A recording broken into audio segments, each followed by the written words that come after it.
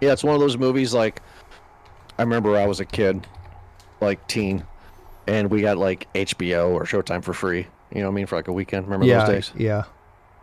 And this was like they would show like they would have like a black screen. It would say this movie's rated R because of violence, sex, nudity, whatever. And I remember I watched a war film because it said it had sex and nudity in it. And I don't recall what the movie was. And I don't recall any sex or nudity.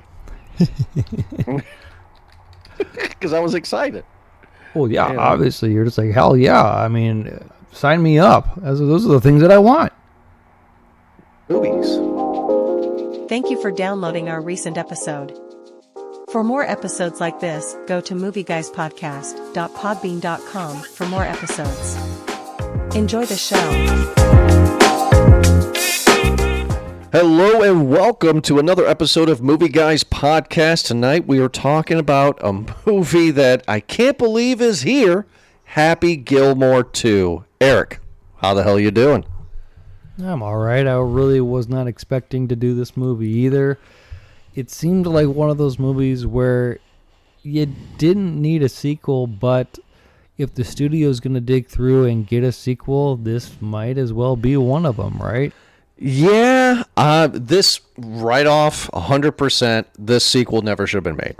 I mean, like, where could you tell the story from here? This podcast may sound like I'm hating on it. I have a lot more questions, but I can tell you this is not where I wanted to see Happy Gilmore in the future. I was disappointed in the story of this movie. Yeah, it feels like this is in a long line of unnecessary sequels. I'm not going to say that this is like some new thing that Hollywood has been doing. Hollywood seems to be able to do this for any dang movie that can turn a profit. Any low budget studio that can invest maybe 5 million, 10 million into something and try to get back 20 million. We've seen this with movies like, well, Caddyshack is a good example, which I think Happy Gilmore 2 very much compares to Caddyshack and Caddyshack 2. I mean, in more ways than one. But you have other like campy stuff. I don't know. Weekend at Bernie's. Like, didn't they make that like a trilogy? Yeah, they did. So silly things like that where you're just like, why? Why do we need a sequel of that? And the answer is, of course, money. It's not because the writers were just like, you know what? I got a great idea. I got a great idea. Happy Gilmore 2. Well, let's talk about what the movie was supposed to be. So I read some IMDb trivia, right? And I also read some Wikipedia.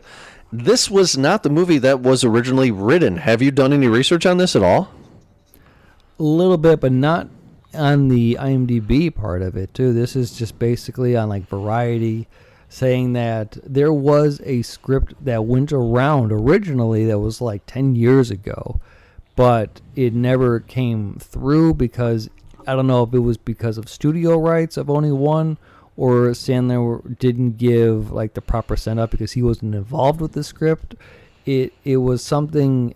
It wasn't official, whatever I read. So what did you find out? So again, it's IMDb. Anybody can post what they want. So this is what I've found out, that the original script was mostly centered around Chubbs. Okay. And Carl Weathers signed on to it. It was going to start out as it was going to be like a prequel. It was going to follow Chubbs and how he became who he was. And then like towards the 20-30 minute mark, his actual fight with the alligator, losing his hand. And then it jumps forward in time to Happy Gilmore coming out of retirement because Chubbs' son or needs a kidney or something silly like that. You know what I mean? Okay. That's the story that they were going to do. Carl Weathers signed off on it, but then in 24 or 23, Carl Weathers died. Yeah. So, unfortunately, right? So that was completely scrapped. And then everything went to Sandler, and Sandler said, I'm just going to make what I want to make. And that's what he did. This movie, I want to be a part of this set. This looked like there were kegs everywhere. This looked like a party. I mean, everybody had a good time on this set. This was great. this kind of feels the norm for a lot of Happy Madison movies now, right? Yeah. And listen, there's a part. There's a point where I had to hate on a lot of the movies that he was making, just because the same part of why people hate Nickelback is because they don't seem to be doing anything that challenges the norm or the genre. They just seem to be playing it completely safe and being extremely successful at it, right? No matter what they do, they're making buco bucks, and it just seems to be like the most low effort thing that they're doing. And that's where a lot of the hate comes from, because it's jealousy. I will be the first to admit that. I won't be the last to either. And that's what it seems like with a lot of Adam Sandler movies, where it's just like, it doesn't seem like there was any thought put into this. It seems like you guys did the first draft, and you're like, yeah, that's good enough. Let's go. Well, don't you want us to rewrite it? No, we're good.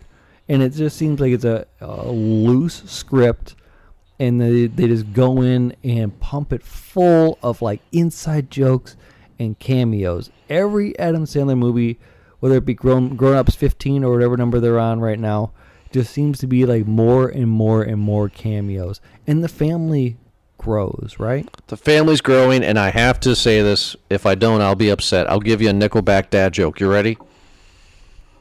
I cannot wait to hear this. Yes, please. One time, Chad Kroger was at a grocery store, paid for his groceries, and the cash register said, "Here's your nickel back." Was that it? Were you done with the? No, that was hilarious. That's how we got the name.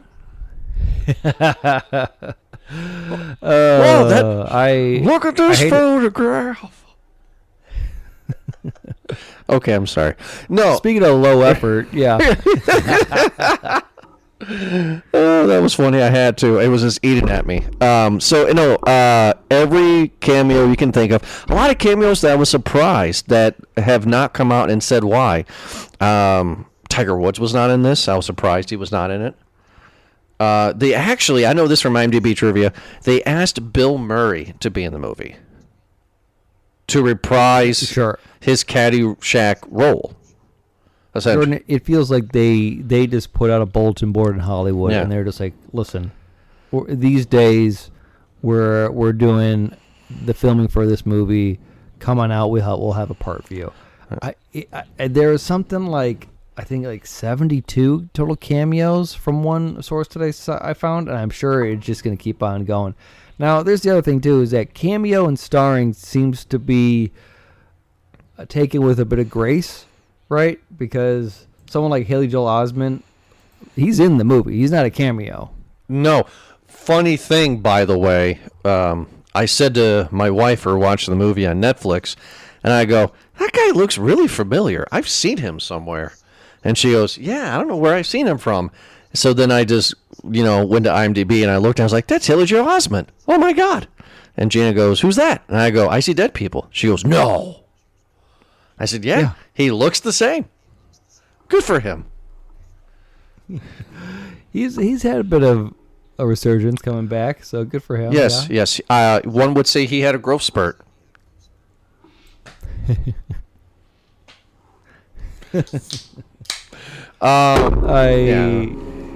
Congratulations on everything that you have done in life up to this point. Thank you. Everything. You like that one? No, I don't, but I'm going to acknowledge it all the same. It's about as good as your Nickelback joke.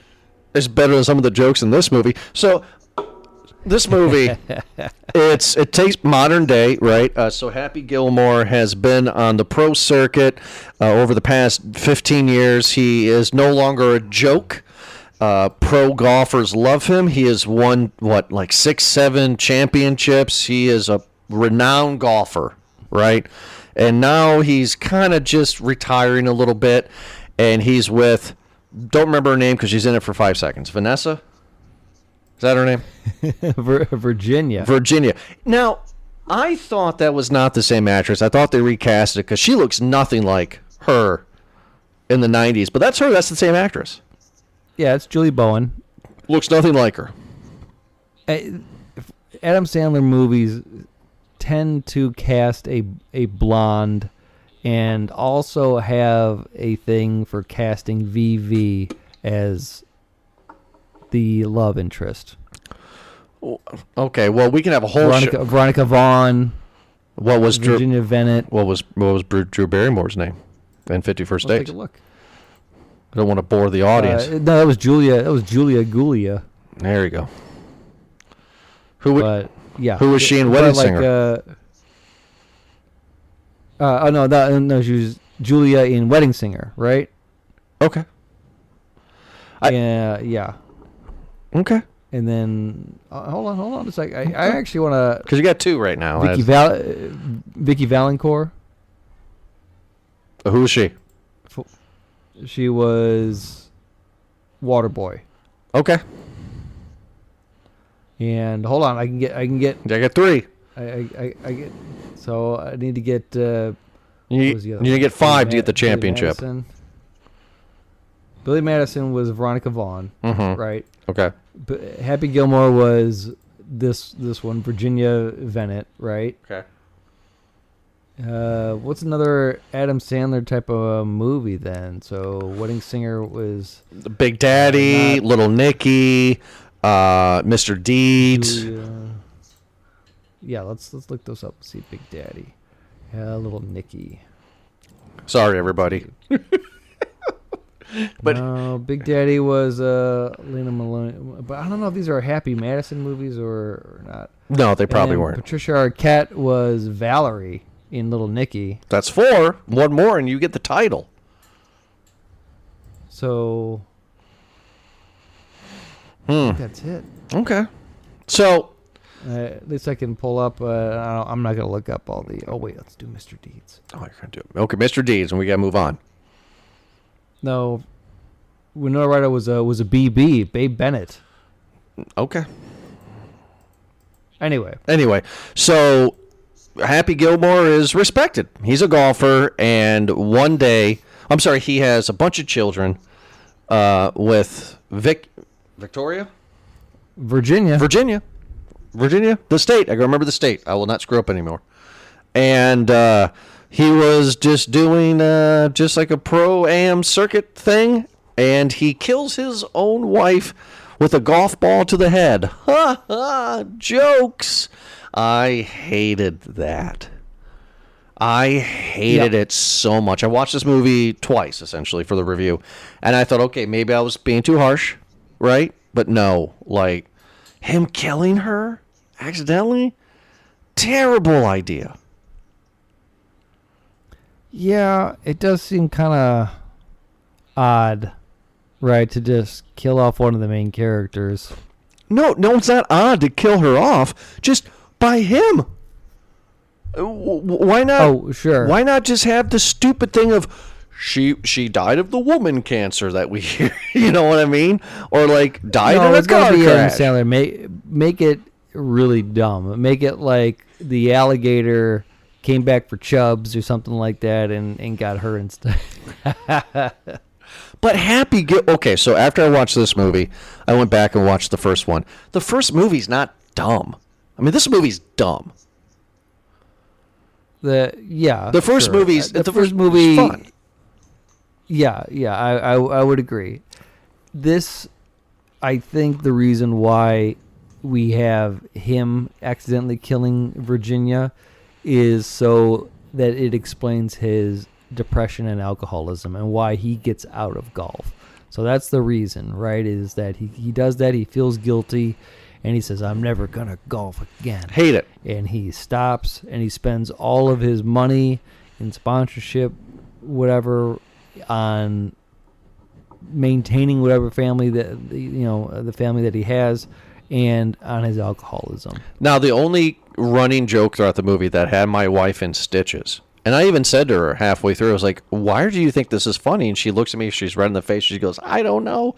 It's when he's an alcoholic, and he has liquor in the weirdest places that you could think of, right? Like he's working at a grocery store, and he twists the cucumber and there's liquor in there, or toothpaste, there's a liquor in there. It's just little things like that, and it had her in stitches. Cuckoo clock. Yeah, it had her in stitches. I don't get it.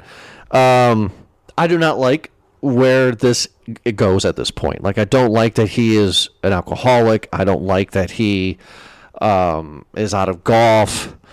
I don't like the kids. Now, I know that his daughters are in this movie, right? Yeah. His real Yeah, daughters. both daughters and his wife are in the movie. Who was the wife? The wife is the ballet teacher.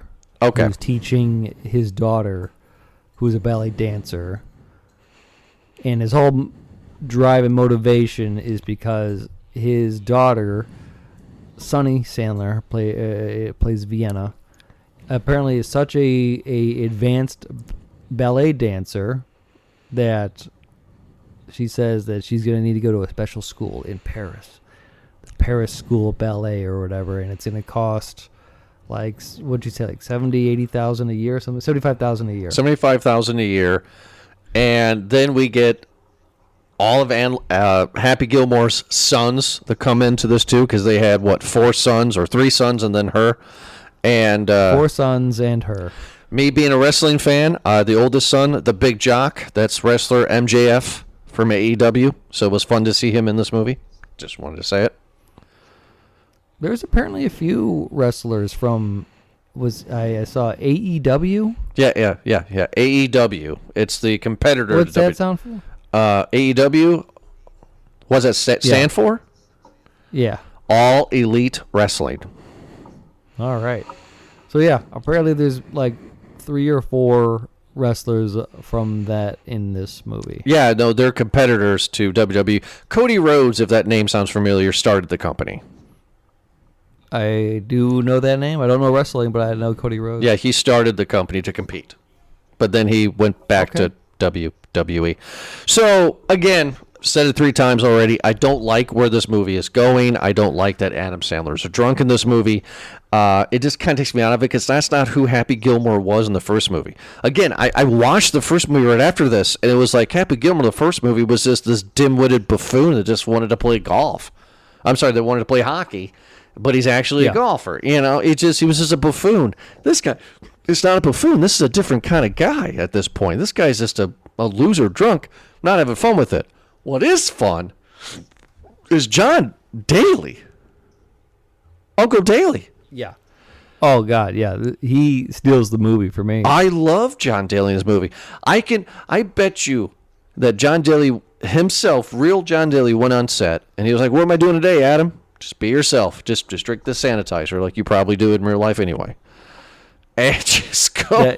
I loved him in this. The way that we introduced to him is that he's living in Happy's garage, and he's just drinking a beer on some antique chair, lazy boy, watching Love Island. And he seems, why it's so enjoyable is because it seems like John Daly in that element is having the time of his life. Mm-hmm. Like, that's where he wants to be.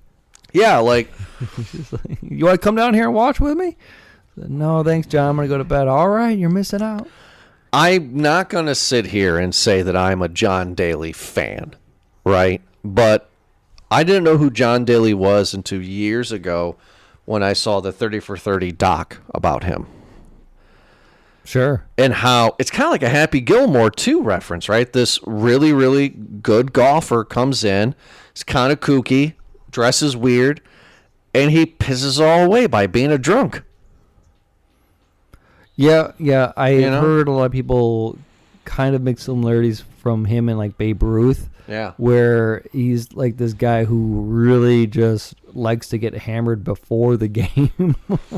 Oh, there's some great clips of him on YouTube. Like there's an infamous clip of him showing up in a golf cart in real life with a cigarette, cracks open a Miller Lite. That's his favorite beer. He always drinks Miller Lite. Cracks open a Miller Lite at like 8 o'clock in the morning, downs it at the first tee, and he goes, okay, what's the course record? And then somebody tells him and he just kills it. You know? And like one more thing about John Daly I think is fun is like one time when he won, I don't think he won the Masters, but he won some tournament or something that was big. And he was like, oh, I don't remember it. I was drunk halfway through. Yeah, God love him, right? Love this guy. So I love John Daly in this movie. He's not the problem. He's fun in this movie. But the big plot of the movie is Happy Gilmore accidentally kills his wife. He's depressed. He loses grandma's house. Again, mad that they did that because that was one of the big plot points of the first movie. Yep. And now he has to golf again. Hold on. I'm trying to remember. He has to golf again because his daughter because he wants to pay for his daughter's schooling at this Paris ballet. That's right. The greatest part of the entire movie comes here, where he shows up in disguise and he plays golf with 3 people that golf like me or you. Basically, yeah. It was amazing. I would think that we're better than all 3 of those guys, but yeah. I mean, we're just average guys. Not by much. Not by much. But this was great. Like, so I know one of the guys, but the chick and the other dude, I don't know who they are. And you know which guy? You know that I know. Eric Andre? Sure. Yeah. I know him. I think you know Eric. Yeah, I think you would know Eric Andre. The other one is was it Margaret Qualley? She is the daughter to Andy McDowell. Andy McDowell. McDowell? Yeah, McDowell. Yeah. Okay. She was in like The Substance. She was in Once Upon a Time in Hollywood.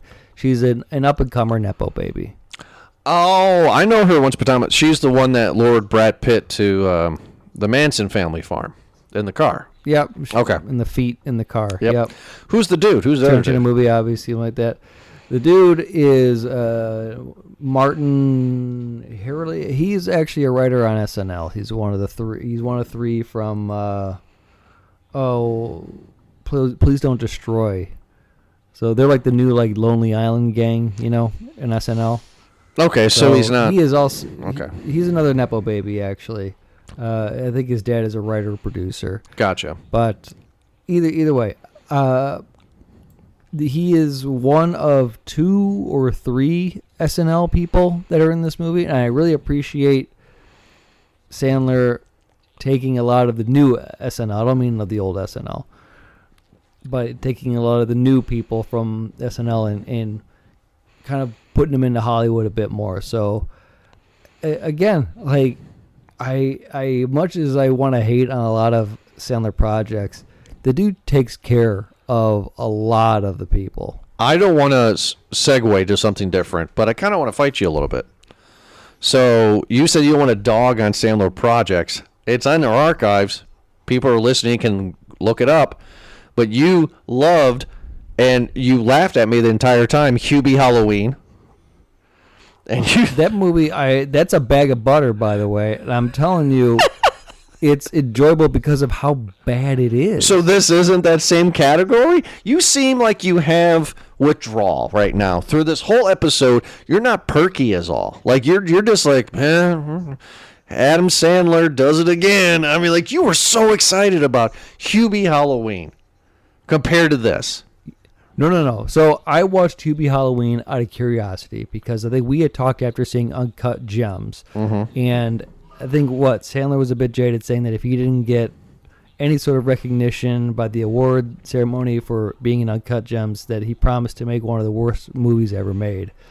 Well, came through on his promise and he made Hubie Halloween, and that was a part of his 8-movie Netflix deal that he had going on. I don't know if that was like film number 6 or whatever it was. Okay, yeah. And I had to watch it out of curiosity because it's just like, okay, he promised to make it bad. It's like, I don't know how this could be any worse than Jack and Jill. So I gotta watch it. And I did, and I was just like, wow, this movie is horrible. It really is bad. But again, kind of like in that Hamlet 2 theory, it gets to a point where something is so bad that you start to have fun with it. It's the same reason why I enjoy the Fast and Furious movies, right? Because they are so bad that I'm actually on board. Like, you know what? All right, let's go. Let's have a good time.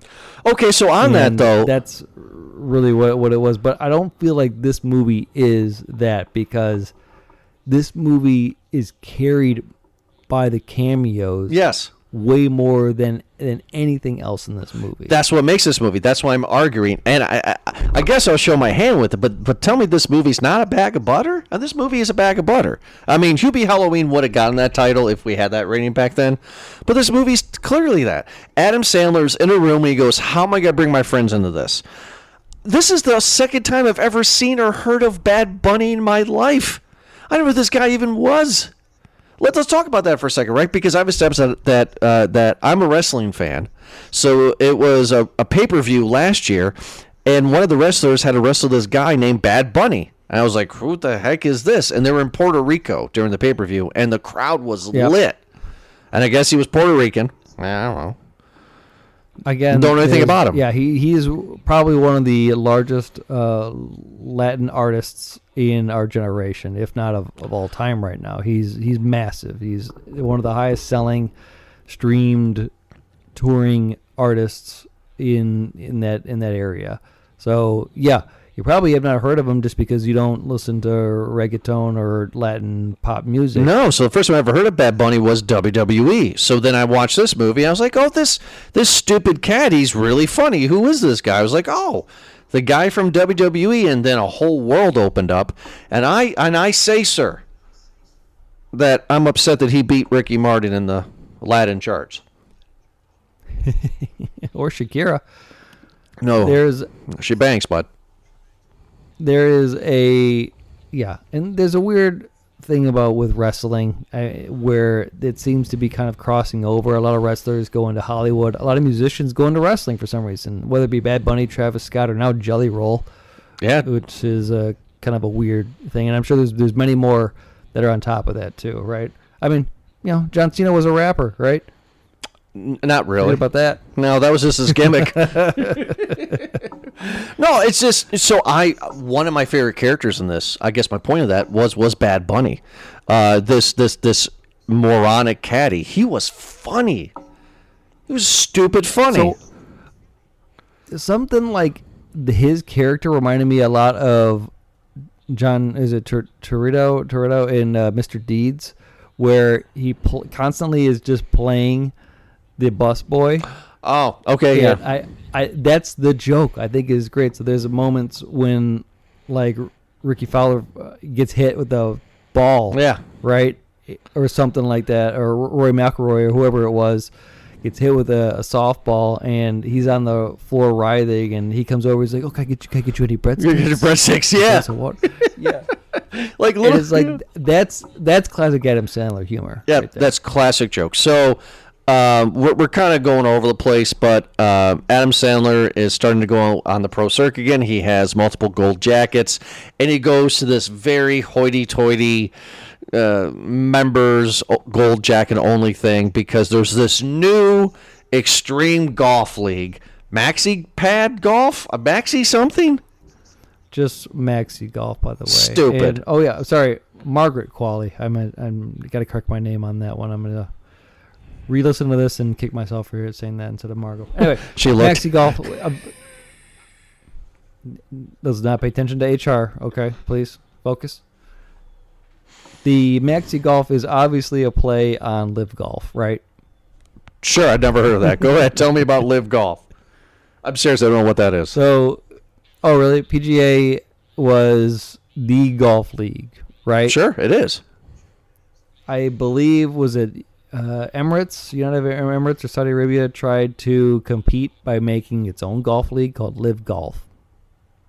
Okay, like LIVE golf, or is it cool like LIV? No E, just LIV. Yeah. And so they were doing kind of more of a global thing. They were taking pros from the PGA, offering them more money, more sponsorship, and really making it more exclusive. And they were doing more modern, updated, cool rules. Not as like this one where there's like a shot clock and obstacles on the course or something like that too. But like they would play skins or they would do teams or there would be more of a variety rather than it just being like the classic. They would still have the classic kind of a thing too, but there would be like teams. Anyway, it's a rabbit hole to get down into, and it's still there. Is it so. popular? Because I never heard of it. I mean, it has its audience. Don't get me wrong, but it's kind of, it's you have the PGA already. You're to compete with the Masters, dude. Like Augusta. Come on. Yeah. Like, so it's like the USFL. Got it. yeah, that's a good way of putting it. Okay. Anyway, okay. So it's Maxi Golf, and there's this guy there's a running joke. This founder, the CEO of Maxi Golf, that allegedly has bad breath, which caused Adam Sandler to put him into the lobster tank, which was a great joke, right? He puts him in a lobster tank, and he gets torn apart by lobsters. The CEO. That's funny. Haha, right? He's just screaming in pain when he's getting torn apart by lobsters. I love it. And Maxi Golf, like you said, it has obstacles. It has a shot clock. Kind of reminded me of Squid Games in a little bit. You know what I mean? Like just Sure. By the way, this guy is the guy who is Frank Manatee, who owns Max Golf. By the way, it's played by what's his name? Benny Safdie? Yeah. He was the writer-director, or one of, with his brother, of Uncut Gems, starring Adam Sandler. So he's there doing a favor then. I think that they're friends. Sure. He's there. He's helping him out. Again, it's very apparent that once you do a project with Adam Sandler and he likes you, then you're almost guaranteed to do future Adam Sandler projects. This is why you want to be friends with Adam Sandler, because you're going to be guaranteed a salary. Eye-rolling moment, right? Kind of like the been there, done that cliche. Like, like you're kind of excited about the movie. This is fun. And then your shoulders kind of fold down, right? Where we're in a mental institution and Shooter McGavin can't let go of the past. Yeah. I'm just like, really? Like, we're there? I never would have thought Shooter McGavin would have gone into a mental institution. I would have thought that he would just, there would be rivals. Like that's what I was hoping for if there was a sequel back in the day. But for him to be crazy for 30 plus years, it's just been there, done that at this point. Yeah. And this is, again, where I think a lot of Adam Sandler movies, as it's gone down the line, have not been as entertaining as they were, because the rule of Flanderization, where the characters get more crazy, get more cartoony, get more off the wall, it's not necessarily in that realm of realism anymore, right? Speaking of which, yeah, because another character that is crazy and off the walls that doesn't need to be in here is Ben Stiller as Hal L. Yeah. Hal L. Yeah. Yeah, because he was the mean orderly to Grandma in the first movie, so we're gonna bring him back as the mean alcoholic guy. Which, by the way, just going back and watching the first movie, Adam Sandler's character did not know that Ben Stiller was a jerk to Grandma in that first movie. So for him to not like Ben Stiller when this movie begins, it's kind of weird, right? Because he didn't know. Unless Grandma told him off screen and we didn't know, but you know what I mean. I don't like when movies do the blatant nostalgia grab like they do with this. I'm fine with Shooter McGavin being in this movie. You got to have Shooter. But, yeah, I agree with you that it may have been more entertaining to maybe have him be involved like in Maxi Golf. But, again, as we know at the end, they become frenemies. They become friends. Right. And it's I actually don't mind that arc. That's kind of cool, because as much as Shooter hates Happy, he hates Maxi Golf more because he loves golf, right? I love that he threw hot coffee in the owner's face, screaming bloody murder, and he runs away. Yeah. And then another great joke is that Shooter, why the CEO is screaming in pain with the hot coffee, Shooter's just running like a crazy person in this big open field. And I look at my wife and I'm like, who's screaming, the CEO or Shooter? Because I love that they made it a joke where he just likes pancakes. Yeah. Yeah, and look, I wish. But again, you've now made this character silly. Right, which he wasn't really that silly. He was a playoff of Don Johnson, a movie that we reviewed a few weeks ago, right? With Tin Cup, right? You're right. He's kind of like that. But it's like, I don't know. I guess what I would have loved to have seen Shooter is Shooter eventually getting, the gold jacket, and him and Happy are frenemies. But then there's a bigger bad, Maxi Golf, that's trying to take over, and they have to settle their differences. Right, that's what I would rather have seen instead of him going, crazy. I just rather that. Yeah, a bit yeah. cleaner. Or maybe when Happy retires, then he steps up and takes over and goes on a winning streak or something like that. But yeah, I agree that in the first movie you could say that Shooter liked or hated Happy a bit more just because he was this non-traditional golfer who added in like this trashy element to the game, and he was just pissed that one, that Happy was better than him, and that two, he was ruining the image of golf. I would argue too that I don't think that Happy was better than Shooter. Happy just did the long ball. Even by the end of the movie, Happy could not putt to save his life. He had a lucky shot at the end. You know what I mean? You're right. I mean, Yeah, you're right. he just had the long ball. Shooter He was tapped it in. Just tap it in. Like, that's another thing, too, that this is a different Happy. The first Happy, play on words, was not happy, right? He was angry all the time. That was the joke. I hate that Bob Barker.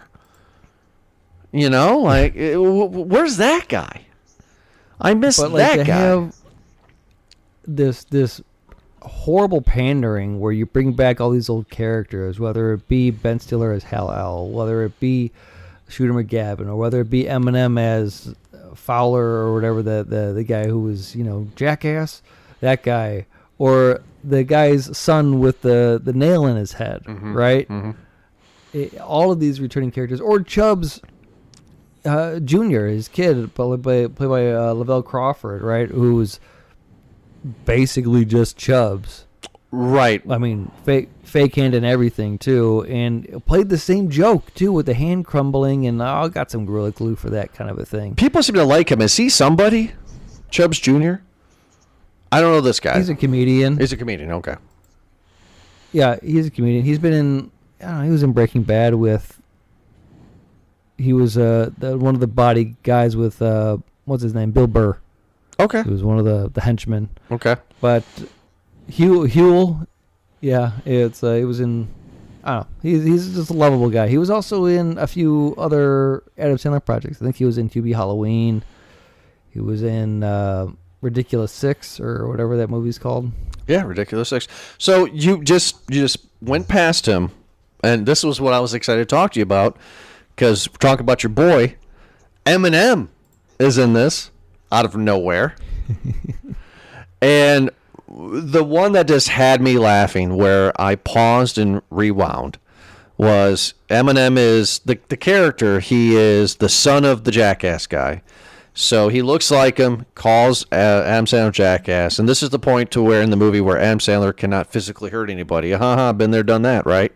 So then his sons throw him in a little pond, and out of nowhere, a family of alligators come, and Eminem's being torn to shreds. And I thought of you so much, Eric, because he's getting ripped to shreds. He's like, Detroit what? Detroit way, or whatever he's saying.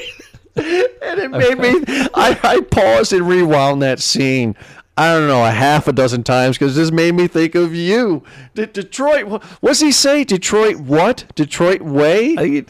I just, okay, I think he says Detroit Water, or just yells out Detroit. But I will admit, out of this movie, there are a few times when I actually laughed. One of them was John Daly. Just every time I saw him with some hand sanitizer, I thought that was great. Or him fighting Steve Buscemi. I thought was a great scene. Great.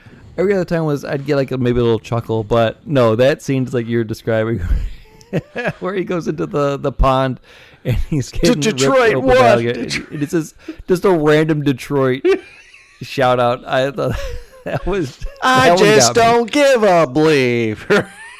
That one was funny, just because it had no place being there. None. And You know? and you said off air that this was a good get, right? Because Hollywood's been wanting Eminem, and I argued with you, and I said they get 8 Mile, and you said yeah, but Sense. Like, is this Eminem's doing a favor? Is this Eminem doing a favor to Sandler, or is Eminem, you think, breaking in? No. Eminem has done his projects. Like he picks and chooses, but that's just kind of where it is, where Hollywood's just like, oh, we know that you are a get. We know that if we put your name in a project, people will go see that project. Sure. But obviously he is very anti-industry. He's just like, no, I don't care. I'm going to do it my own kind of a thing. And he was in Funny People. I don't in remember. another Adam Sandler project. What else? Oh goodness, he was in another project. Oh, hold on, let me roll it down here. Try to find out. Well, while you're looking, he was fun. What was the Seth Rogen, Franco project with Kim Jong Un in North Korea? Oh, that's right. The dictator? No, not the that's dictator. Sacha Baron Cohen. Yeah, but I know what you're talking about. He that's when he comes out that he's gay. He likes men. Yeah. Yes. Yes. Not The Apprentice. Is it the? No. Shoot. Oh my God. Yeah. It's stuck in your head now. The Interview. The Interview. Yeah, at the beginning of the movie, Franco played Dave's Scarlock or Scarlight or whatever, and Eminem was like, well, yeah, because I'm gay. I like men. And they're just like, what? I literally been saying it in all my songs. Wait a minute. What do you mean by this line? Hector, I like to be in your rector.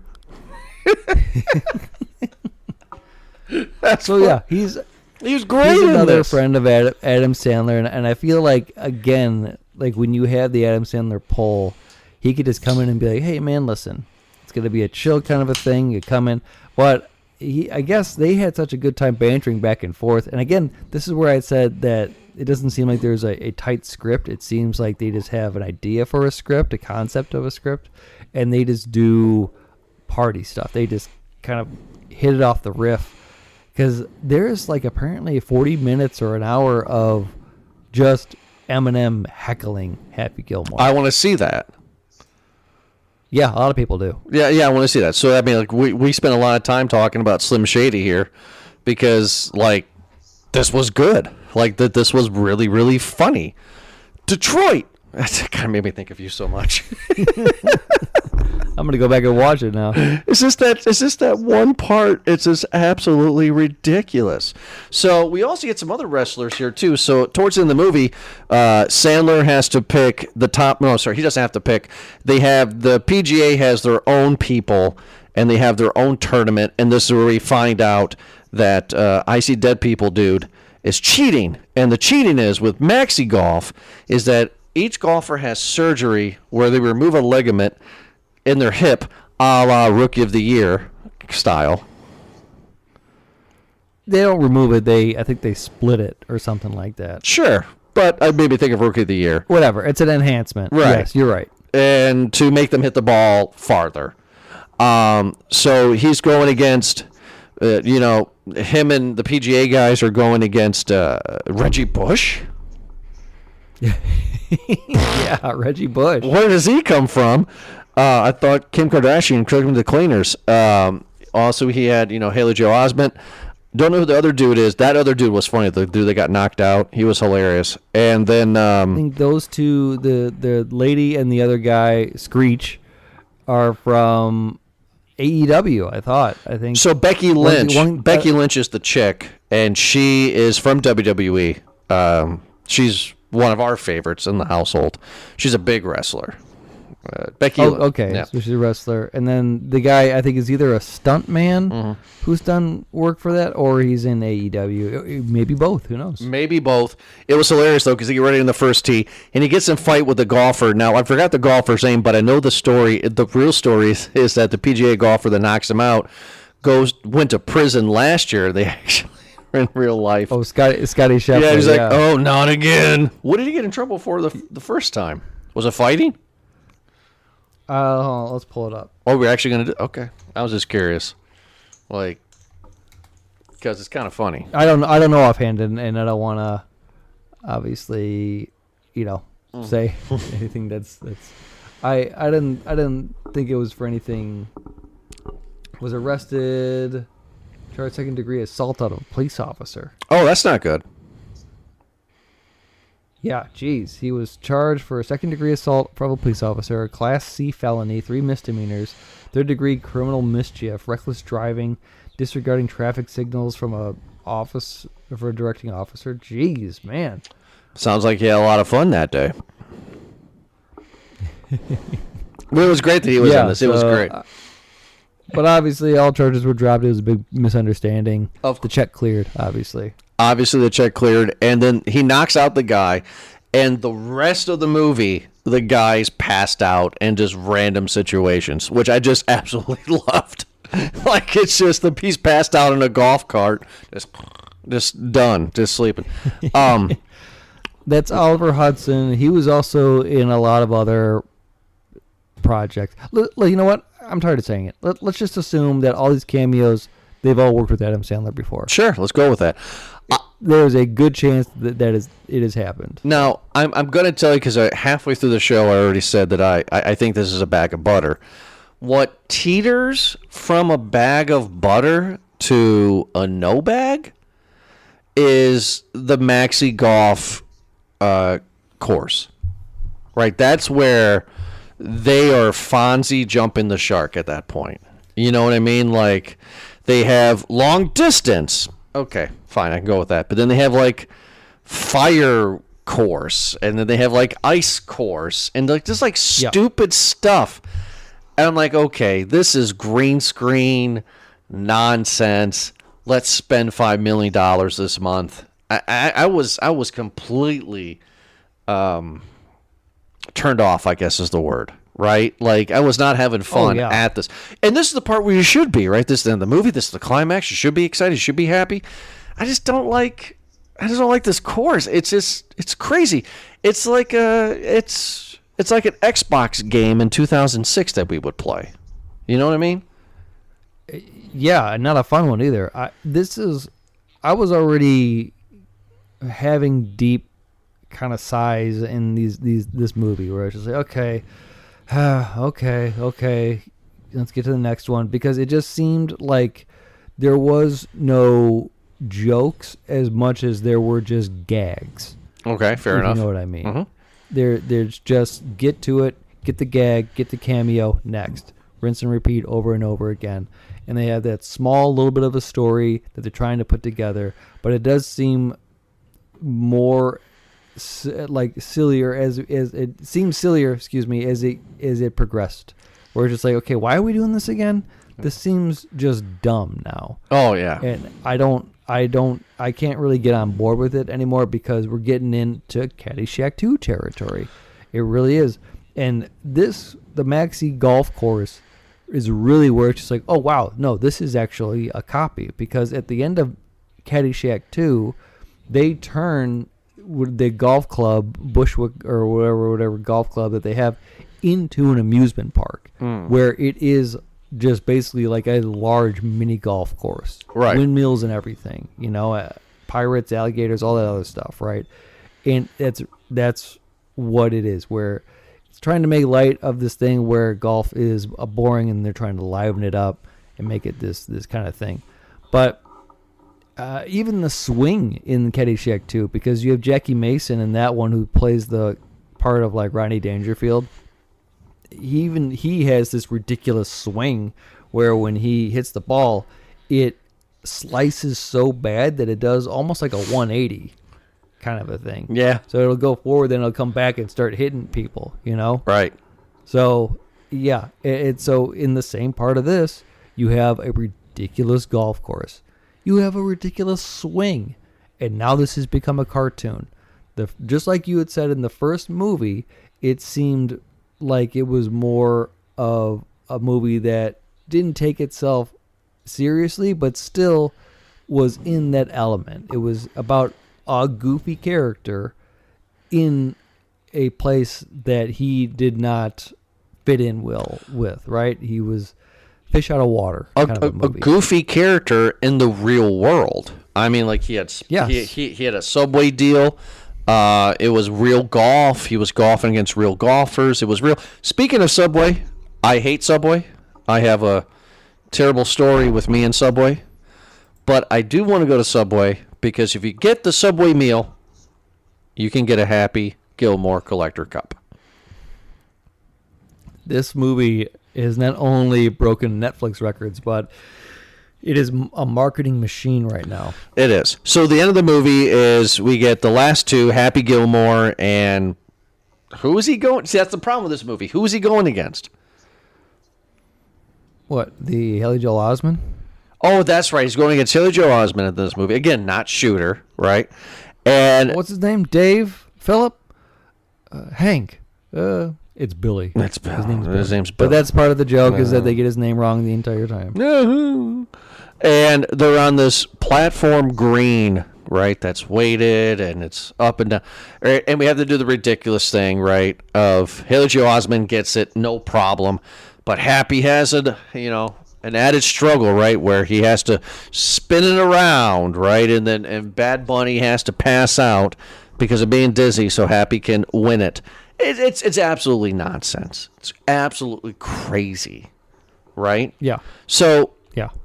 I for you and for the fans listening, I want to describe the bag of butter thing, okay? Because I want to see what your opinion is. Not necessarily getting into it, but I just want to know what you think. Okay. Bag of butter. This is on our website. It says this rating goes out to a movie that is neither a no bag or a bag of kernels.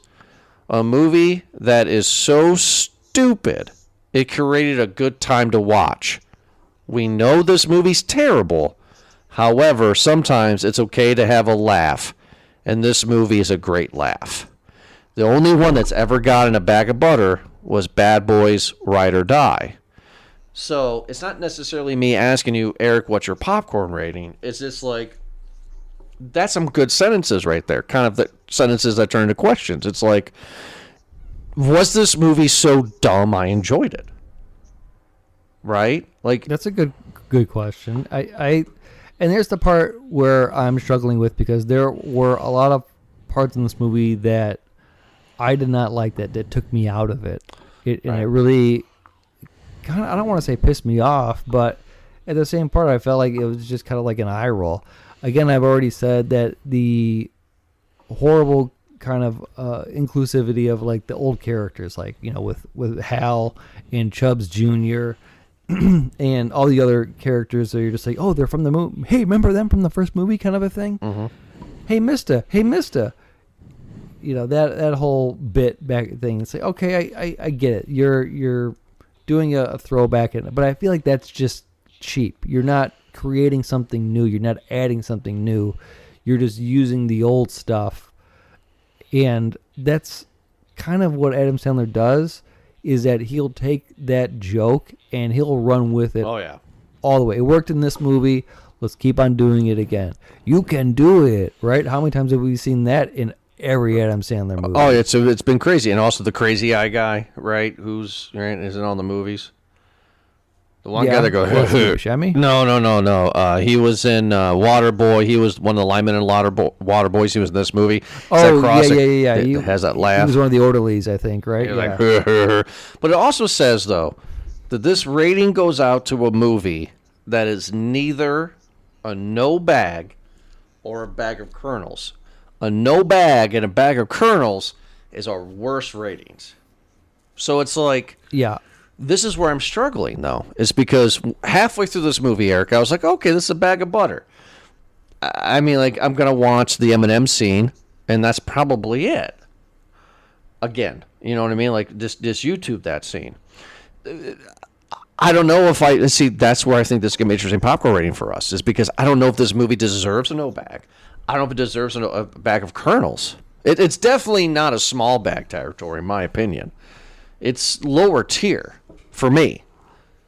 Well, and I'll have to argue this as well, too, is that culturally, those Adam Sandler movies, Billy Madison, Happy Gilmore, which came out pretty close to each other, and was a big part of mine, and I'm going to assume your Right.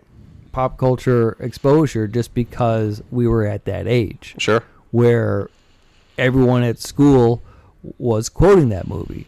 We talked about before about how the mainstream was much different when we were growing up because it was all a shared experience. This movie was big because you didn't have streaming. You have what came out at that time.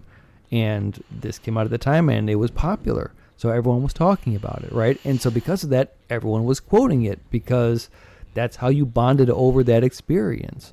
So everyone was doing the Happy Gilmore swing. It became a cultural thing. I get that. Watching this now in this element, it's hard for me to say because I can't think of any quotes that are going to be new out of this. I can't think of anything that the kids are going to be doing. But again, I'm not that age, and it's not going to resonate with me as well as it did when I watched this movie when I was in my teens, right? Good point. But yeah, good point. So because of that, like the parts that I enjoyed were not from the main cast. The parts that I enjoyed were from the cameos, were from John Daly, were from Eminem, were from Steve Buscemi. It was not from anyone else. I did not like his family in this movie. I'm not trying to dog them. Listen, good for you. You won the lottery, okay? You married Adam Sandler, and he's going to put you in all these movies, regardless of you have talent or not, which I do not believe they do. It says a lot when I think that Travis Kelce is a better actor than all three of these people combined, okay? Valid point. But sorry, that's what it is. I felt like Travis Kelce was actually like playing a Travis Kelce role, where it felt like both of his daughters were just trying to keep up, I guess, and it doesn't seem like they know how to have fun on camera. And I swear his wife, I could see her reading the cue cards. Anyway. So I don't know if you agree with me or not. So let's get into the popcorn rating. Because I feel, and we can argue this, that it for it being Happy Gilmore 2, it deserves something maybe more than a small bag. Meaning a more interesting rating. Because I'm looking at a small bag right now, and our definition of a small bag, it's a movie that's not enjoyable. It's a task to watch. Many issues are showing a lack of interest. So my struggle is, well, that's not true for me in this movie. I mean, it was enjoyable in some scenes. Like Eminem killed it for me, right? There were some scenes that I really enjoyed. And our no bag rating, Eric, it's not a fun movie to watch at all. It's just a bad movie. And then a Colonel's, Sure. And then a Colonel's is everything. Everything is wrong in this movie. Can I go first then? Yeah, because I'm kind of I'm already. I understand. You already know. You already know. Okay. I really do. Okay. Yeah, I really do. But my first instinct on this is to go small bag. I listen. I had said before the parts that I enjoyed of this movie. I will tell you what I think I would have preferred. Okay. Is to not phone it in with a lot of these characters. Keep Ben Stiller in this movie. Keep him as that role.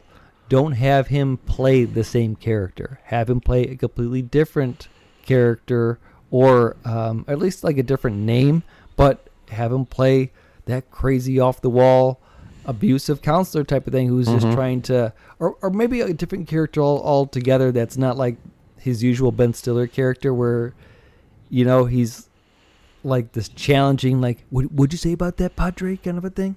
Kind of, where he plays the same character like he does in Dodgeball, like he does in Heavyweights, where it's the same character. Sure. Where it's just like play something else, play like some sort of anyway, or have Lavelle Crawford Chubbs Jr. play something similar but different. Instead of it being like a fake hand, How about like a peg leg or something like that? There you go. You know, kind of like in the same part, and have him like putt with his leg. You know, he's like, "What's the secret?" It's like, "Oh, well," and he pops off his fake leg and he putts with that, and like, "Oh, I just carry it with me wherever I go," kind of a thing. I like that. I think that would be fun. I don't know if I would have had Maxi Golf do like this extreme kind of a thing. Mm-hmm. It's extreme golf course, or have everyone hit the monster kind of crazy stuff like that. I think that if you were to just go that Caddyshack 2 route, maybe just make it as an amusement park kind of thing. That's fine. Don't have the golfers be all able to drive it 500 yards. Just have it to where the villain, Frank Manatee, is completely just screwing up the game of golf, right? Like extreme golf courses have each golfer with like a golf club that's like got a shotgun shell in it and just doing something crazy. Have it not be the golfers that are dial it down a little bit is basically what I'm trying to say. But I think that's really keep the cameos. That was fantastic. But when the story and Happy himself take a back seat to the cameos in your sequel, I don't think that's a good look. I think that this could have been looked at a bit differently. I think you could have had Shooter maybe do something a little bit different as well too. We could talk about that, but that's where I'm at. I did have fun with this movie, but not as much fun as I hate to say it, as Hubie Halloween.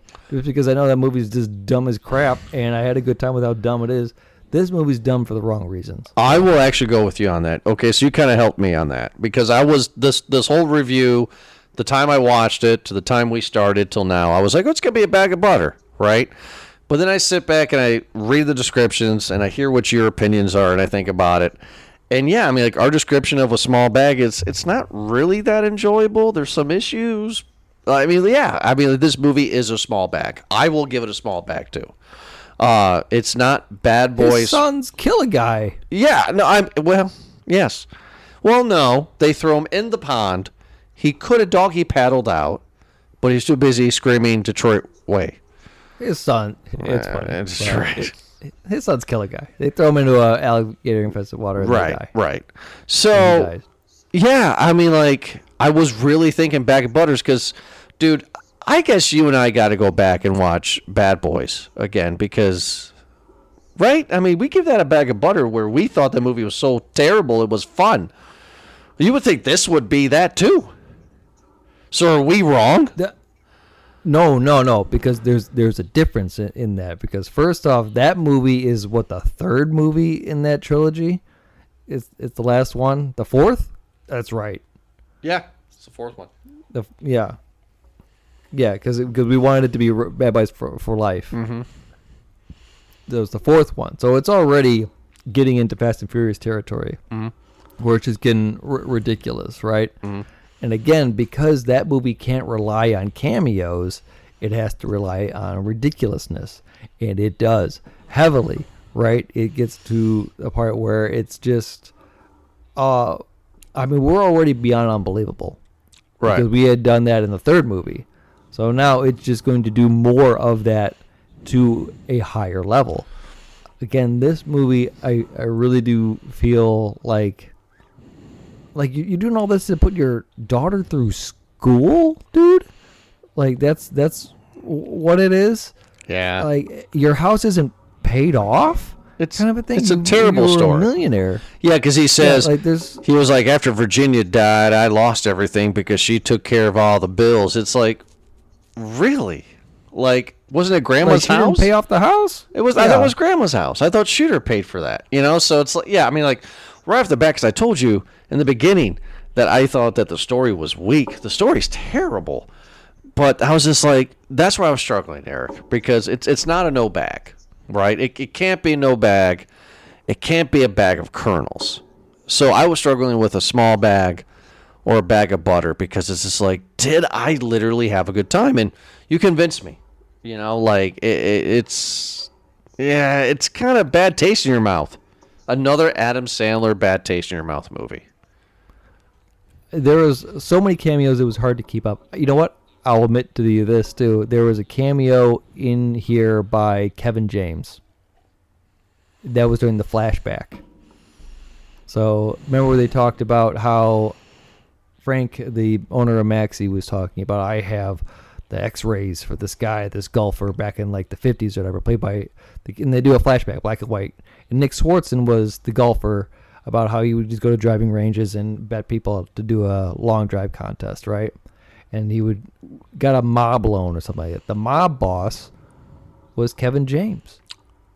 Now, I had to look this up because when I first saw it, it's like, oh, that's DJ Khaled. And it's like, oh, wait, no, that's a different fat guy. I thought Kevin James lost weight. Not in this cameo. He looked like DJ Khaled. Oh, my God. Oh, poor Kevin James. I thought he lost weight because he did a cage fighter movie that one time. You're probably right. And I don't know if the suit was just not doing him any favors there, but who knows. I think there was just a few things I would have done differently in this movie. Characters aside, I think the story could have been tweaked a bit more. I think you could have had Virginia stay and maybe have there be something else, like Happy does retire and become a family man kind of a thing. But like maybe something that revolves around his sons. But again, Adam Sandler does a lot for his family. He puts them in a lot of the project.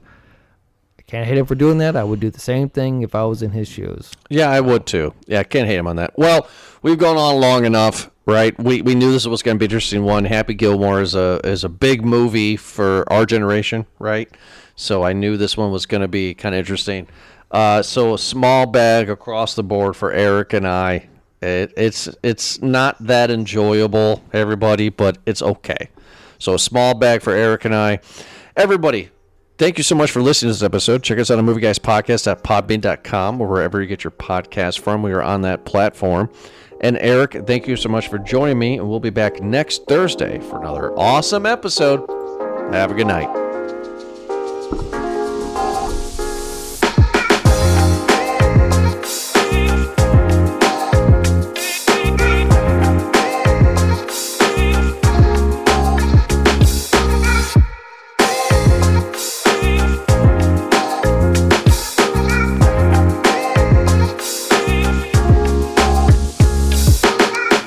Okay, so Love Heat, Independence Day took some time with me. I don't know if you know that, but Starship Troopers scared me. Oh, because God. I was 10 in 1997 when that movie came out. I loved Starship Troopers. No, love, not no past tense there. I think it's still No past tense. one of those movies that just hold up really well. It was a cult classic when it kind of came out. I just loved it because I just loved like this weird sci-fi, don't ask questions, give me the gun, blah, blah, blah, blah. It reminded me of like a video game at that age. I'm seeing it at like, 12 or something like that, 13. So it just fed into, obviously, like that tween boy, guns, space, bugs, kind of like any TV show that you'd see in the 90s, right? Couldn't get past the opening because it scared me. It terrified me. Yeah. Right, because it's not like a Michael Myers or a Freddy movie, right? Because that's silly, that's crazy, right? Mm-hmm. But to see the CG still holds up nowadays. But I mean, like to see these realistic bugs rip people apart. Yeah. Literally, I'm just like, oh, yeah, I couldn't see it. And then eventually, a few years later, I discovered, oh, there's a shower scene, and that's one of my favorite movies. Of course, love the shower scene. Well, there's the other part of why it holds up, right? Is you watch it, or at least I did as an adult, because I remember as a kid, like, oh, this movie's awesome. And you watch it as an adult, and you get to the political commentary of it. It's like, oh, wow, this is actually kind of crazy. And which makes it better. Yeah. Yeah, it really is why it holds up so well. I was like, wow, I missed a lot of that. And this really works out. I remember there was a part in kind of like obviously the naive college years where I'm just like, you know what? A system like this, a governing body like this, sounds like it works, right? And then you realize like, oh no, Eric, what you're asking for is like a hyper-controlled fascist global government that is all military, no service kind of a thing, and just like, oh well. Hold on now. Let's not go big into this, right? This could be like a Patreon discussion, right? But Citizenship what really- guarantees service, or service guarantees citizenship. Excuse me. So there's a civilian and a citizenship, right? So if you are a civilian, you're a normal person in this world, and you're not military. A citizen is when you're military, right? Correct. A citizen has the courage to take. We Yeah. never see anything negative with a civilian. So I'm actually saying College Eric may not be wrong, right? Because the movie did not show us a world where civilians are poor and on the streets. Rico's parents were very, very wealthy, and they were civilians. Now, and this is where I had a few questions. You're right, but I had a few questions about that. It, like thinking of it later on, obviously you watch it and you're like, wait a minute, I got questions. Not questions when I was 13, but like now that I'm older, I say, wait a minute. So in the movie they talk about, and again, this is something where maybe I should be reading the book and getting a little more answers that way, but because there's like a whole series anyway, or maybe watch the rest of the movies. I'm not going to do that, but they talk about in the shower scene where one of the guys who wants to be a reporter, I think a journalist or something like that, like, why did you sign up? Why did you enlist? And one guy's just like, oh, well, I wanted to go to Harvard or something like that, but my dad says I have to enlist first. One lady, the short red-haired lady said that she wants to have kids, but she has to be a citizen citizen first, because I think she gets care or aid or something like that. So it's just like, wait a minute. In order to have kids, you have to be a citizen. Then how did Rico's parents? And maybe I missed something there. Yeah. No, yeah, because she said, because I remember the scene vividly. Of course, she puts her hands over, right? She's showering. She goes, "I want to have babies." Yeah. That's all she says. So that's totally up to interpretation. What that means? Does that mean that you are legally to have your own children? Was Rico adopted? I don't know. See, that's what makes Starship Troopers fun, because the politics is all in that shower scene, which is kind of funny. Yeah. Because it's a TNA scene, but you get to know the world in this TNA scene. It's hilarious. That's Paul Verhoeven at his best. Abby's. Yeah, like, let's talk about some serious stuff while there's nudity everywhere. Whether it's just tits and cheeks, just for everywhere for you to look at. But it does paint a pretty curious world, right? Where first off, it is global. These guys are living in Buenos Aires. They're living in South America, right? And it looks like paradise as well, too. A big, very future town, just flying cars, the utopia that many movies and books have kind of painted, right? Mm-hmm.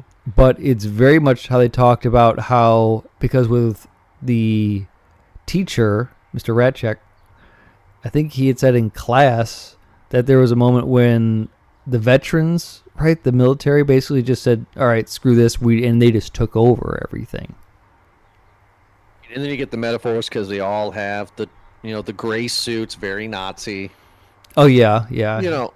Obviously. No, but I'm saying, like, yeah, I think that's something we should look into in the future, just for curiosity. Like, how bad was this world really?